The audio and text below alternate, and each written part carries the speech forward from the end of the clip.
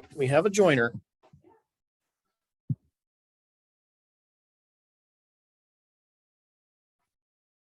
Hello, Ron.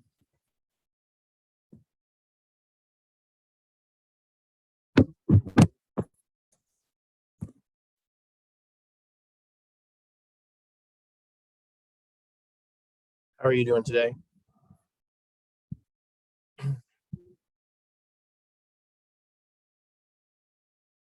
Some of these Zoom classes can be small, so it might just be you and I. So if you can get your audio and video working, that'd be fantastic.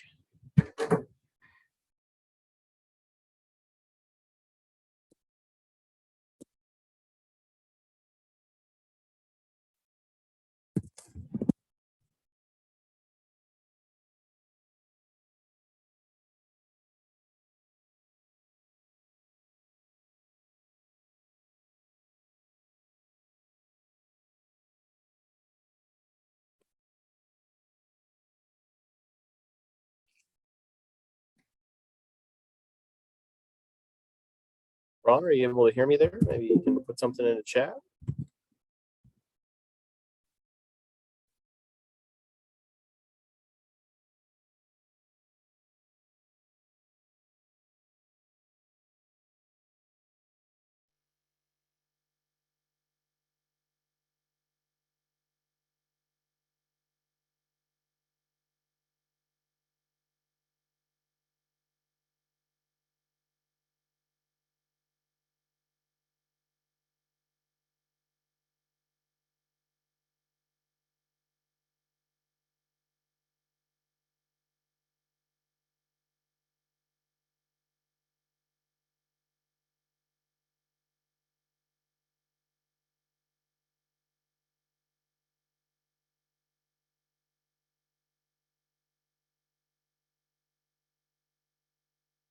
Ron, are you there?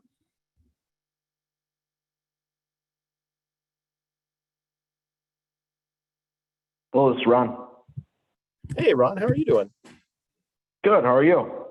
Doing fantastic. It looks like it might be just the two of us here. So do some one-on-one coaching with you if you want, or what were you hoping to get from today's class?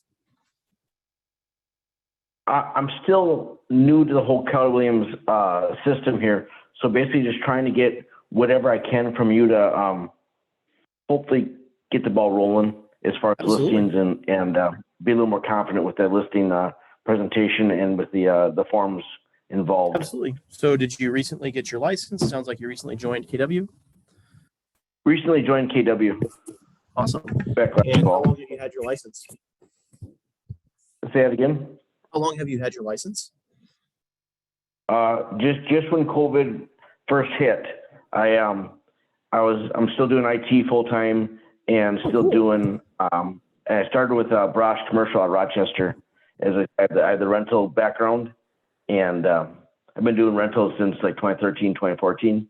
But then when COVID came in, that's when I got into the real estate license as another side. 22 units right now. Wow, that's incredible. In Rochester here?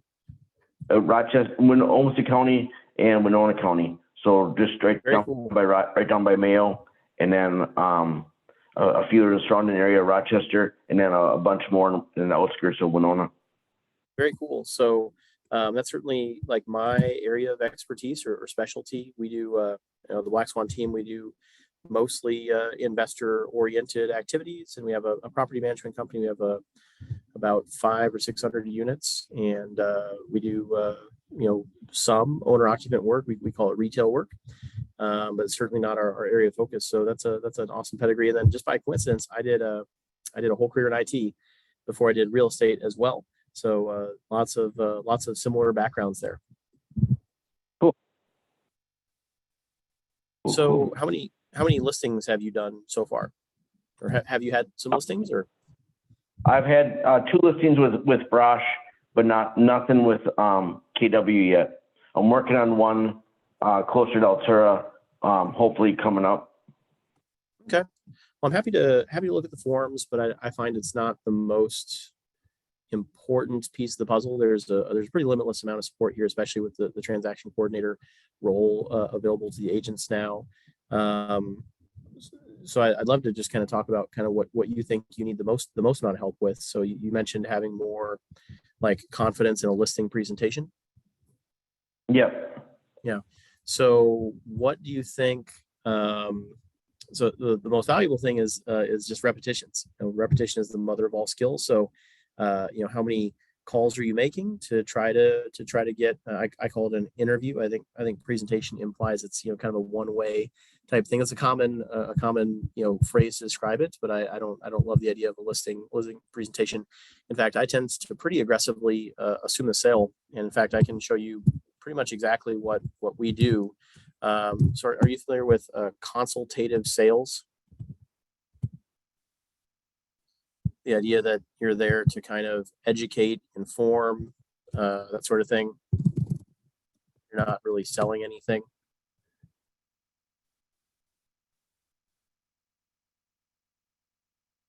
Looks like you're on mute there, Ron.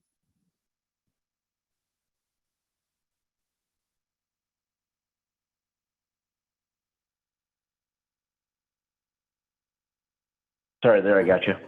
Yeah. So are you familiar with like kind of the approach of consultative sales? Yes, basically to help them out, help them understand what they need and That's right. and how we can team together to make it happen. If it makes sense to do so. Like, our team is always hiring these days. We're always looking for new rock stars to join our team. But I don't really do a lot of super aggressive recruiting. I just do a lot of teaching and speaking like I'm doing here, and just make it known that, hey, we're hiring. So if anyone wants to see about joining our team, we'd love to see your resume. And I know that for me personally, the moment someone starts selling to me, I shut down. Right. I hate being sold to, and I find that consultative sales is just, it's a joy. So what I do is I actually don't have like a flashy PowerPoint presentation. I think that having high fidelity artifacts like that can give you authority, or can give you some I don't know what to call it, some gravitas or something like that. But these days I find low fidelity is actually profoundly impactful, just being real and transparent with people. And so I love to literally just show them. So I'll sit down with my computer and just say, I don't know if you're talking to other agents or what, for the purposes of this conversation, I'm just going to assume that I'm going to serve you. I'm going to just kind of walk you through our process. I don't have like a glitzy brochure or anything. We do a lot of business, and if we spent all of our time, handing out brochures, we would spend a lot less time doing business. So I'm just going to show you kind of our internal documentation, our checklist that we run through on every single listing that we do. And I would hope that you would do all of these things with any agent that you chose to serve you. Does that make sense? The kind of stage that I set there? Yeah, definitely. Yeah. So I assume that every single one of our listings has a pre-inspection. So are you familiar with kind of doing a pre-inspection on a retail listing? Yes, a little bit. Yeah. So a lot of people would say, and again, this is the exact script I would use with a client. A lot of people would say, in today's hot sellers market, you don't need a pre-inspection because everyone's going over asking. I would say it's even more important in today's market, because it's not uncommon for people to go 20, 30 plus $1,000 over asking. And people are going to feel a lot more confident going way over asking if the listing is pre-inspected.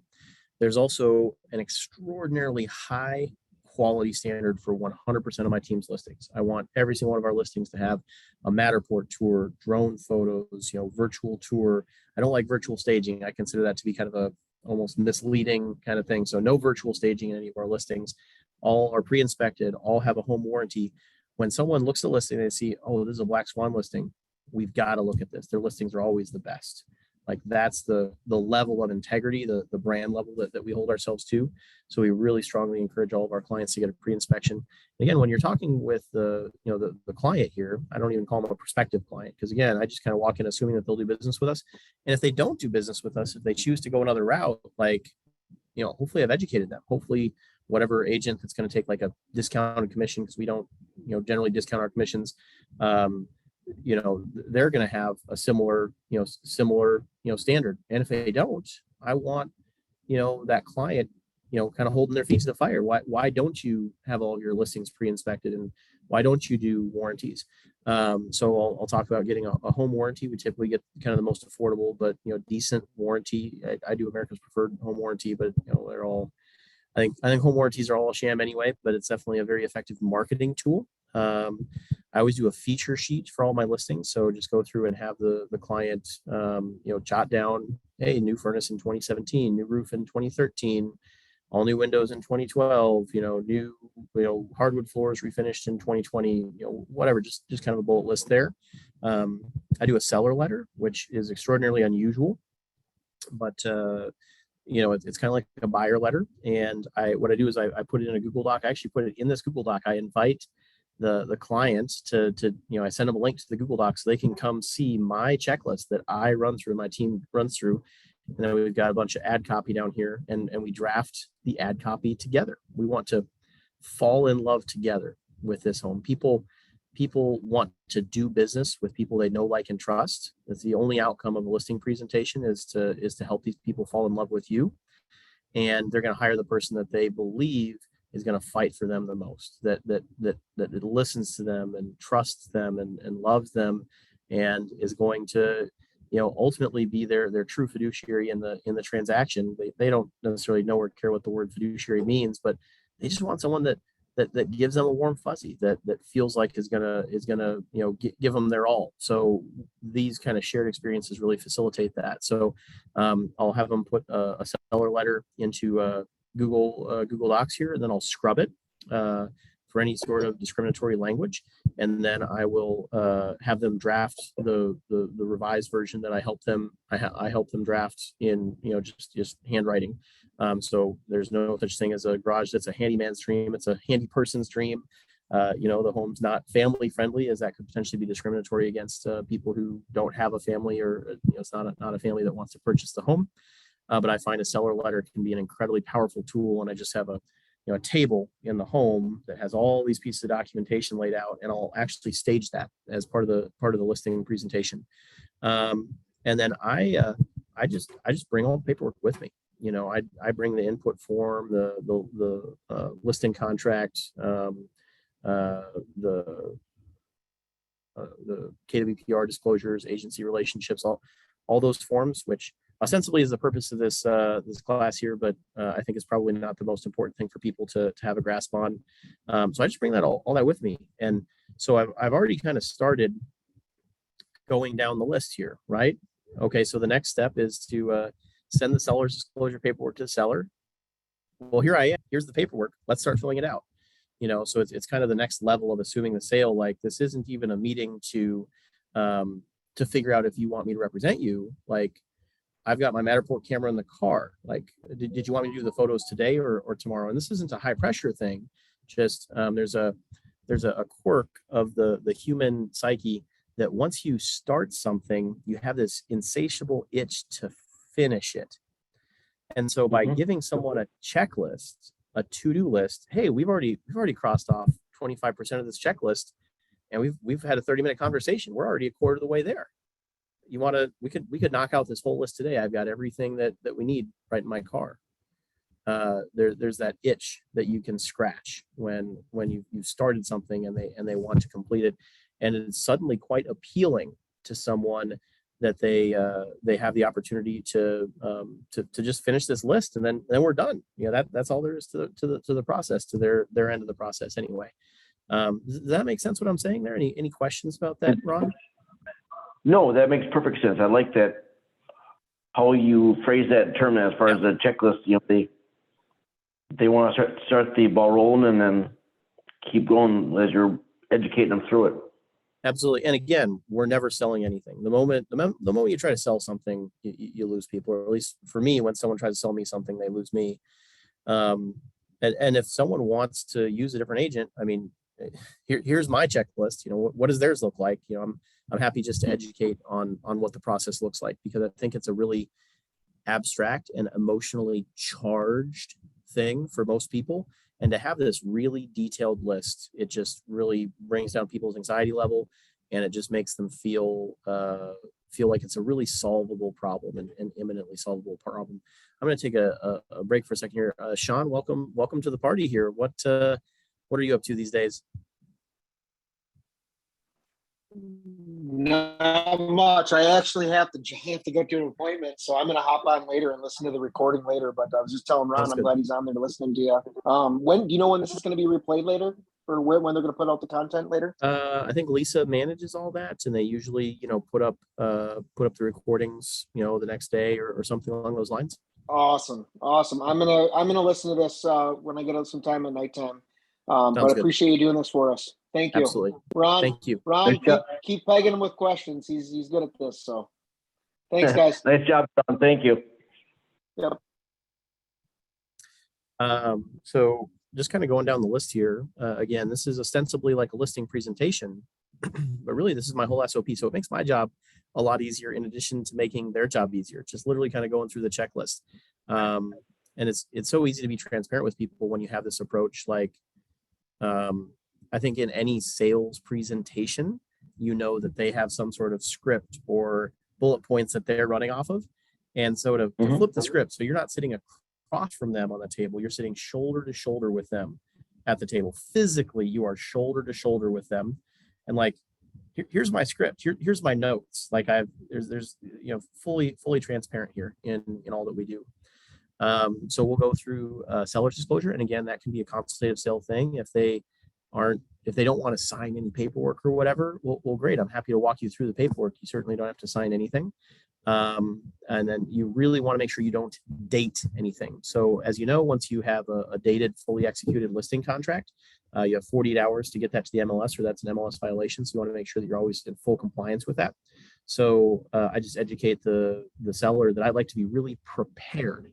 So I like to have all this paperwork ready to go far in advance, and then we can date all this paperwork later when they're ready. And if for some reason their plans change and they didn't want to, list their home, I can just shred the paperwork back at the office at a later date. There's no problem with that. And that's a perfectly legal, compliant thing to do. So that's a strategy from Zach Duckworth himself there. But you want to get that paperwork filled out. Just don't date anything. So I'll work with them to prepare a feature sheet supplement. And so literally I just say, what do you love about this house?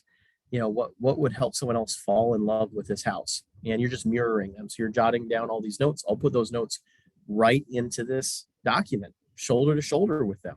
And again, they're like, when I first moved here, it was so cozy. I had a smaller family, but it felt so well. So I'll jot down like cozy. Now that's probably not something to put on a feature sheet, but you just want to be mirroring them, building rapport. And I'll, okay, so what made it feel cozy? You want to go 3 layers deep. Oh, it's got that big setback from the road. You're not too close to the road in this house. So yeah. So how big is that? It's a 50-foot setback from the, wow, that's a really unusual feature that's pretty universally desirable. So put in there 50-foot setback from the road. And it's critical to include that because it may not be obvious from a listing, and you want to make sure you attach a feature sheet to the listing. And it reminds people, so someone pulls up to the listing, you're gonna have the feature sheet sitting on the kitchen table along with all the other documents. Oh wow, that is a 50-foot setback. Wow, that is pretty cool. Why else did the home feel cozy to you? I don't know. I guess it has this, kind of the smaller bedrooms, but this really big living room, and it just felt so comfy when I'd be hanging out here with my family. But I like smaller sleeping rooms or whatever. Okay, so oversized, great room or something like that. So you're just capturing this and mirroring it, and the whole way through, you want to tell them at least 50 times in that engagement. I can sell this house.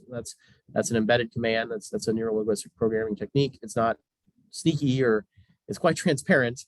But you want to tell this person over and over and over and over and over again, I can sell this house. So wow, 50-foot setback. That is, like that's a luxurious setback. You usually only see that in $1 million mansions. Man, I could sell this house, right?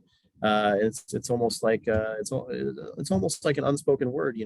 Man, this is a really cozy living room here. I really do love this. Man, I could really sell this house. And you literally want to say that phrase, I could sell this house. Just over and over and over and over again. And what's the impression that person is going to walk away from that listing appointment from? That they can sell the house, or that I can sell the house. You can sell the house.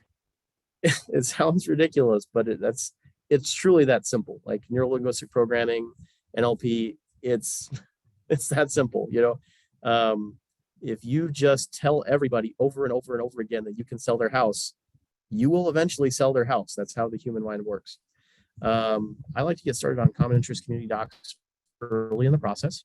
These are a huge pain in the butt and have derailed, you know, countless contracts I've worked on, usually on the buyer side when the listing agent has not done their due diligence getting CIC docs together. So like we're buying a home in a, you know, in a master plan community, and there's like, you know, the HOA is underwater. They have like $2 in the bank, and there's, you know, going to be like a pending $10,000 per unit assessment or something like that. I remember having to, this was a particularly murderous listing. I had to door knock an entire condominium complex, and I found the outgoing president, but I couldn't find the incoming president.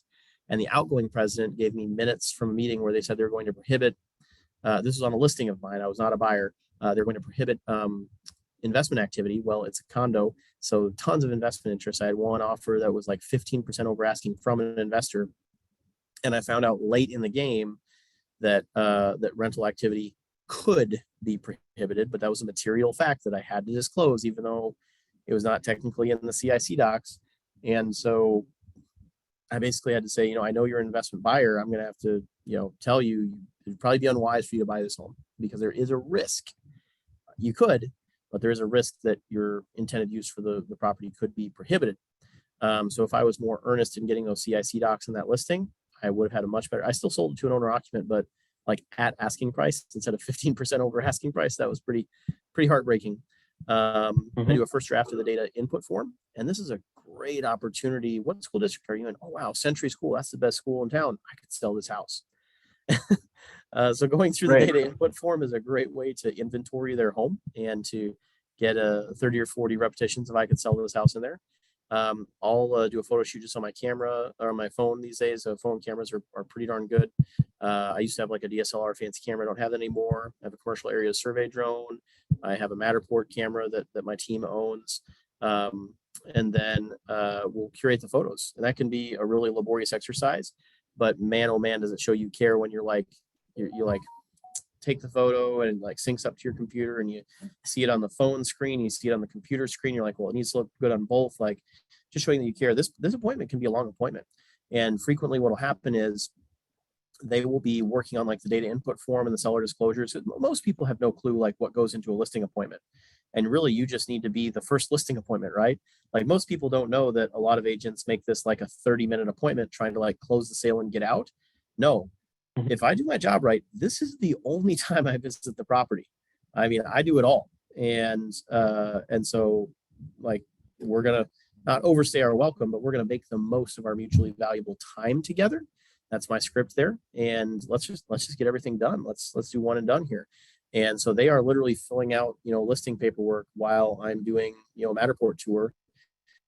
It's a little bit of a spectacle. You know, it's got the robotic rotating stuff and the stereoscopic lenses, and everyone likes to see the Matterport, and they feel really cool because like it produces it in real time. So they get to see that 3D tour. I even have a set of Oculus 3D goggles. You can view your own home in three-dimensional virtual reality, like real virtual reality.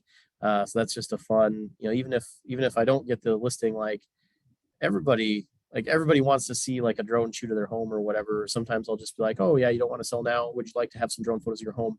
Just as like a keepsake. Oh yeah, absolutely. And then sometimes I got kids there. Kids love to see the drone flying around and take a picture of the family with the house. Like all this stuff is rapport building. Like maybe they interview 5 agents. Like you're the one agent that gave them like these keepsake photos of their home that got to play around with their kids. Like you were building some serious rapport at these appointments. Gary Keller says that a listing appointment is the highest per hour compensation activity that any kind of normal person can engage in on a day-to-day basis.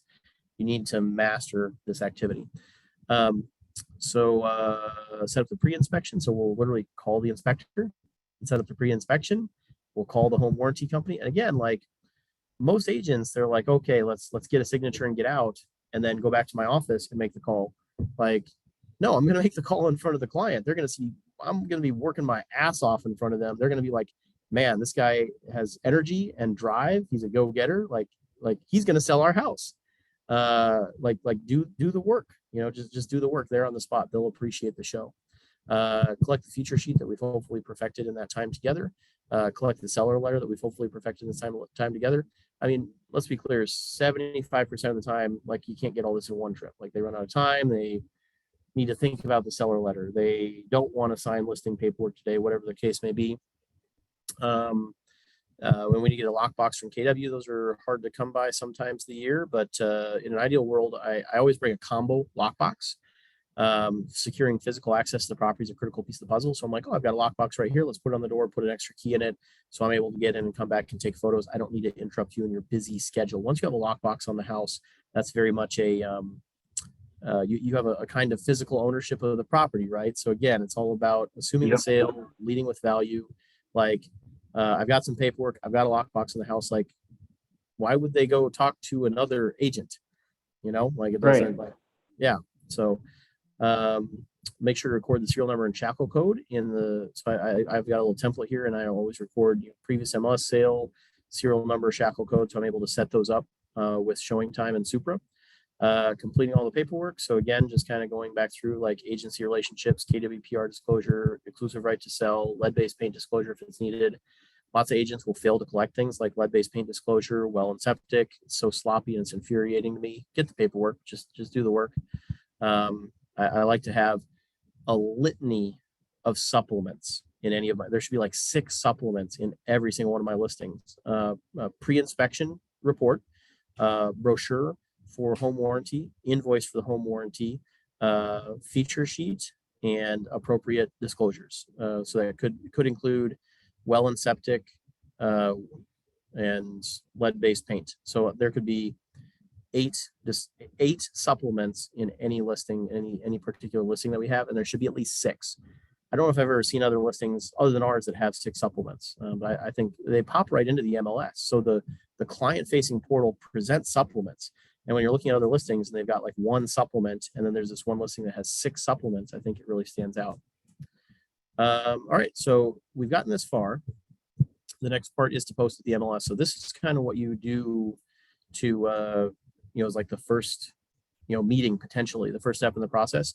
And then I've got kind of the next steps that I run through here. I'd be happy to like run through those if that would be valuable to you. I'm going to take a big breath though, because I've been talking for a while, and I'd love to answer any questions that you might have. Is this valuable to you? What, are we hitting the mark or not?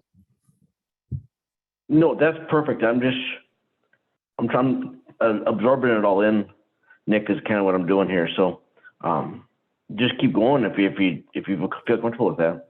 Yeah. I've got a little more time here. So next we'd post the listing in the MLS. This is your big like go live day, basically.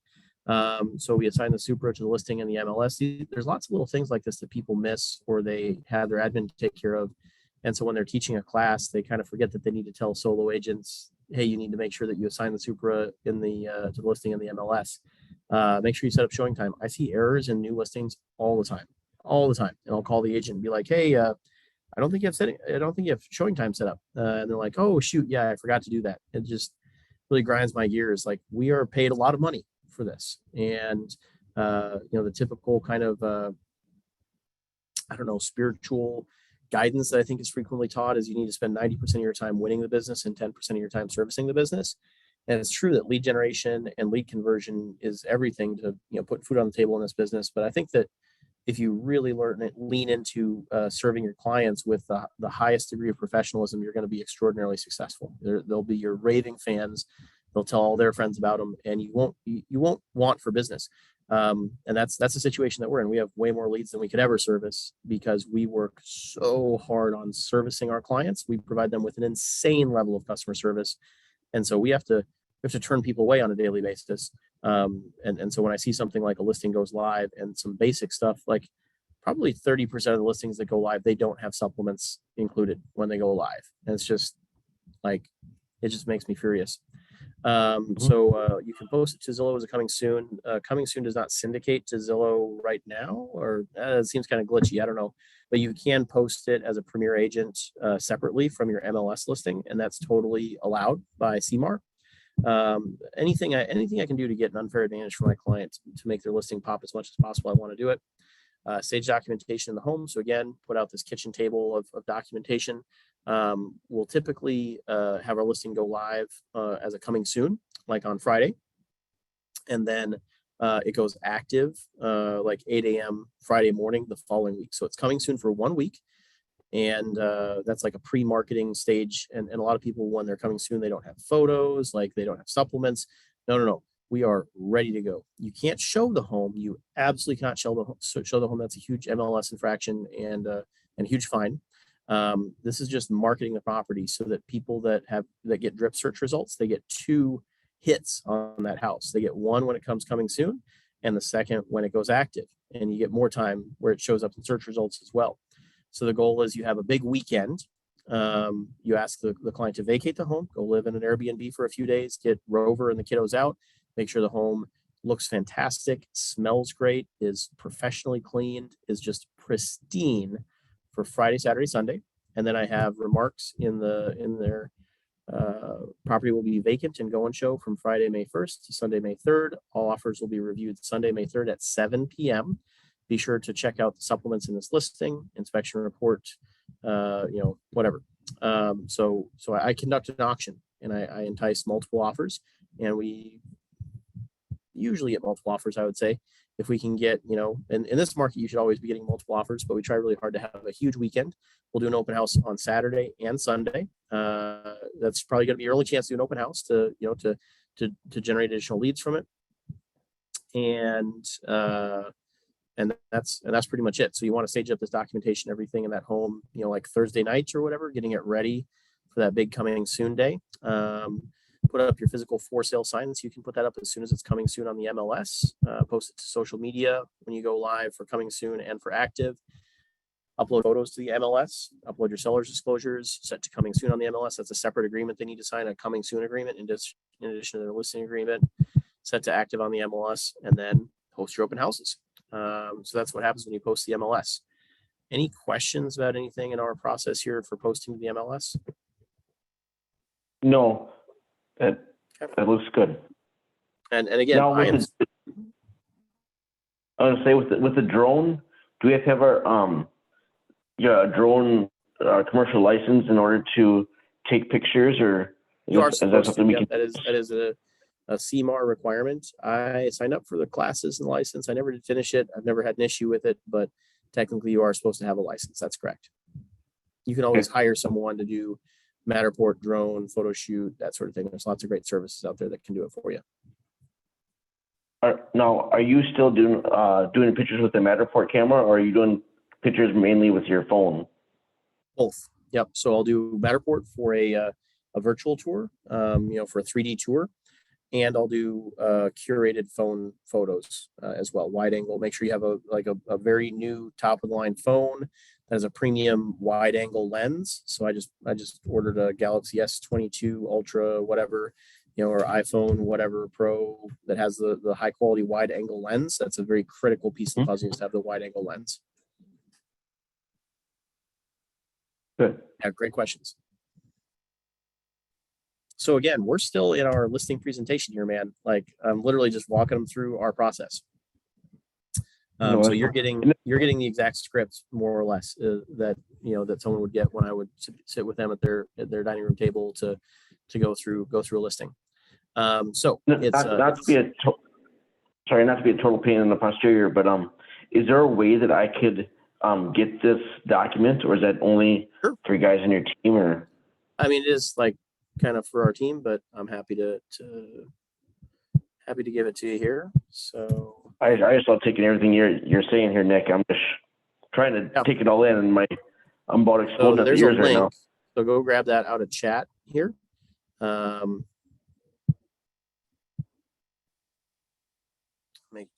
me know when you've got that pulled up there. Yeah.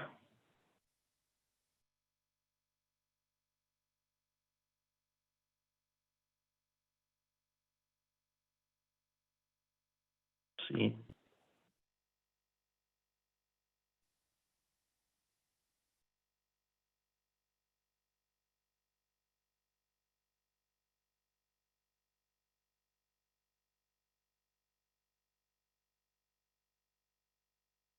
There, I got it. Awesome. Yep. So at this point, we have it's 7 o'clock on Sunday, And it's very easy to cast this vision to the client, right? So at 7 o'clock on Sunday, we've got 3 offers in hand. If we've priced the home appropriately, showings have gone well, open houses have gone well. In this seller's market, like everything's selling, there might be 30 offers or something like that instead of 3. But in general, we've got multiple offers. So we accept one of those offers and we decline the other 2. We update showing time, so showings are no longer allowed. Update the MLS status to active under inspection. You're able to update showing time in real time, and this stops the client from having annoying showings continue to get scheduled until the MLS status is updated. And you still, even with it's updated, people can technically request showings. So I just update showing time to prohibit showings. Collect earnest money. Technically, you're supposed to collect that, with the offer or whatever, but no one does that anymore. I always use trust funds, so make sure you're getting earnest money within 48 hours. I follow up on that pretty aggressively, and then follow up on any inspection. If there is an inspection contingency, make sure that's being scheduled appropriately. Again, no one's doing inspections these days, but still just have a bullet point there for a cooler market. Once the inspection contingency is removed, I tend to backload this. A lot of the things you could do when you receive an offer that has inspection contingency, but I wait until the inspection contingency is removed. But you can just go through this if you get an offer without an inspection, which these days I hope is every offer you accept. So update the MLS status to pending. So it used to be active under inspection. We need to update it to pending. Set up a cancellation of utilities. That's an easy one to forget. Sometimes it takes a little while to set that up. So set that up well in advance for your closing date. Make sure to post to social media that you are under contract. I do not post to social media when it's under inspection. I try to have a very pessimistic view of under.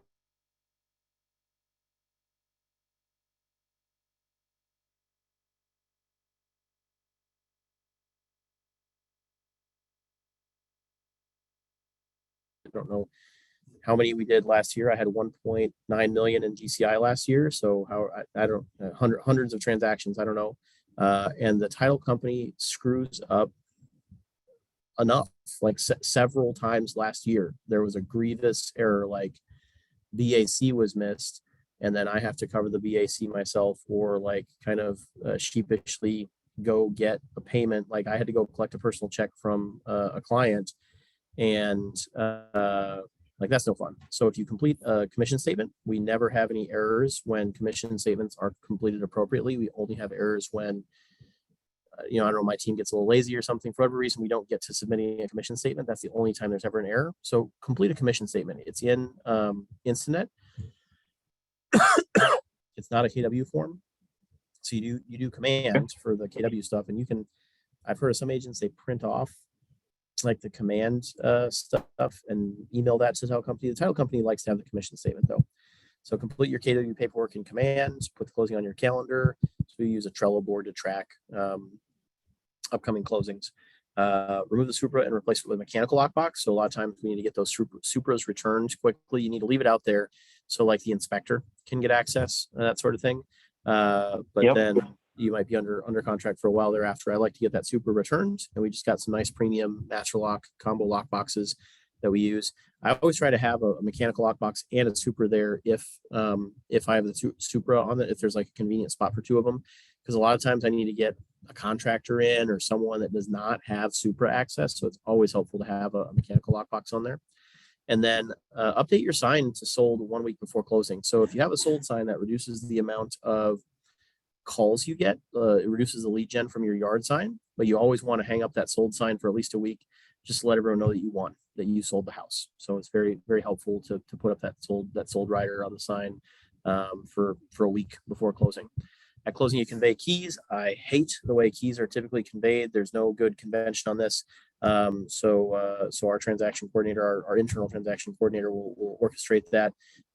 Huge advantage of that combo lockbox. So we'll give the combo to the seller, or to the buyer rather, at closing, so they can get in. And then we just go back a few days later after closing, like the day after closing, and collect the lockbox. So at no point do we have to like try to meet someone at a certain time or drive to their brokerage office with keys in an envelope that inevitably get lost. No, the keys stay on the freaking house where they're needed.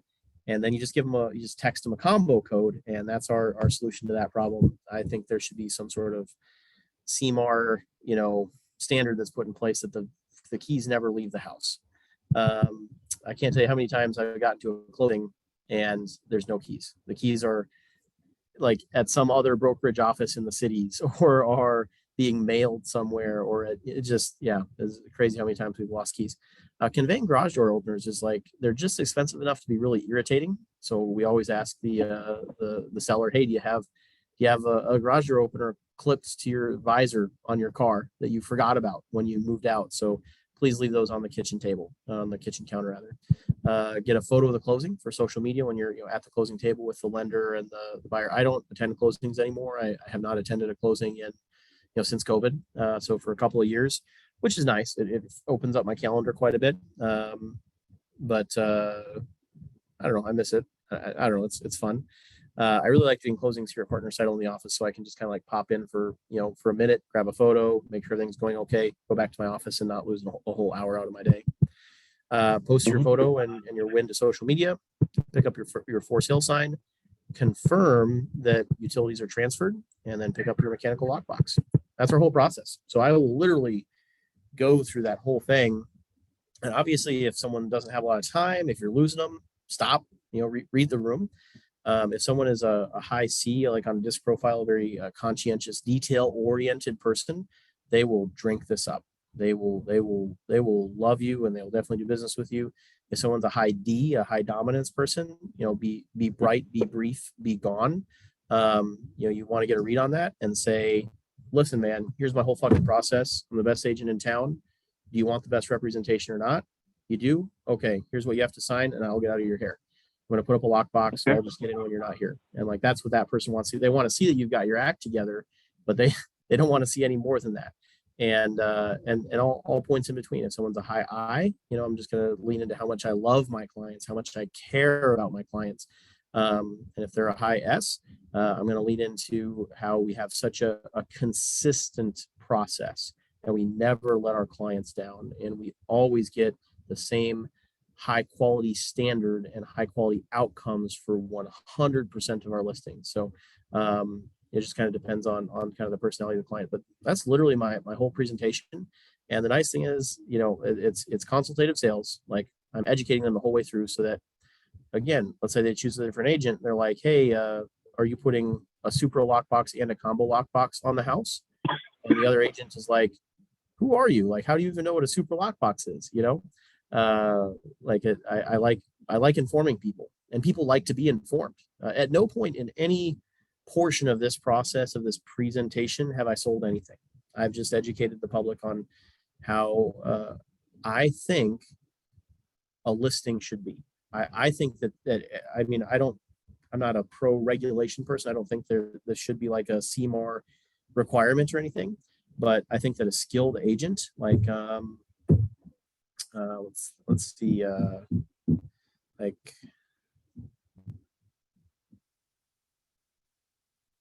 oh, I'm sorry, Anita Kosla. She always has stellar listings. She specializes in like $1 million listings. She's one of my favorite agents to look at. I will literally go look at all of her listings, even if I have no interest in the home, because her listings are just that good. Like, the photography is perfect. The listing remarks are perfect. Like, I step up my game just by looking at her listings. And so when I'm meeting with someone, like, this is the level at which I believe our trade should be practiced. I want you to be a very, very well-informed consumer. And so I believe this is the epitome of the highest quality standard in our trade today. And I want you to know what's out there. That's all, really. Sure. All right. Well, any questions or anything you've seen here, Ron? You said that you feel like you didn't have enough confidence, or I certainly could hear in your voice you didn't feel like you had enough confidence going into a listing presentation. I've given you a lot of information. I don't know if I really like charged you with a lot of emotional certainty here, which is what really kind of gives people the juice they need. But I took probably like 4 pages of notes here, Nick, and so awesome. At least you got me in the right direction is the biggest thing. Awesome. I'm not going to be a rock star in the first few months here, but I'm hopefully working with the right people like yourself and the guys from Winona and everything else, that it makes sense to keep the ball rolling and just keep hammering at things. So Absolutely. Yep. I mean, that's all you can do. Tenacity is going to be your ultimate predictor of long-term success. By definition, those who refuse to give up can never fail. That's just it's a hell of a thing. I hope that you have a feeling of confidence going into your next listing presentation, and just remember, like you said, I'm not going to be a rock star right away. let's be really blunt here, on how much time and attention do you think I can really give to one of my clients? I've got a lot of clients. How much time and attention do you think I can really give to one of my clients? But I'm guessing you're good. You're good with IT, obviously, but you're always in constant communication with the people, and that's kind of what I have going for me right now. Is I'm always in constant communication, but to give them a whole buttload of time is tough. That's right. Yep. I am not able to spend that much time with my clients. That's why I try to do the one appointment listing, right? Because I am in very high demand, and so you have a pretty almost insurmountable advantage over me if we were going head to head in a listing. Lean into the fact that you don't have a million clients. Everyone roots for the underdog and say, you're going to be my only listing right now. You are going to have my undivided attention. You are going to be the most important client in the whole universe. You've got my personal cell phone number. You can call 24 hours a day. I'm going to be here at a moment's notice. I am at your beck and call, because that's the level of customer service that I can provide. And just don't ever try to be something you're not. A lot of agents, I think, are educated to be a rock star, so to speak, or to be bigger than they are. People can smell that a mile away. People want to work with someone they know, like, and trust, and just be your transparent self, and people will be drawn to you in an irresistible way. I like that. That's a good call, man. Thank you. Absolutely. All right. Well, I'm going to wrap this up here, but it's been a pleasure getting a chance to share some things with you, Ron. I hope this is helps you advance your real estate journey. And I want you to get out there and do another listing presentation as soon as you possibly can, man. Will do. Thank you, Nick. I appreciate you. Absolutely. Bye. Goodbye.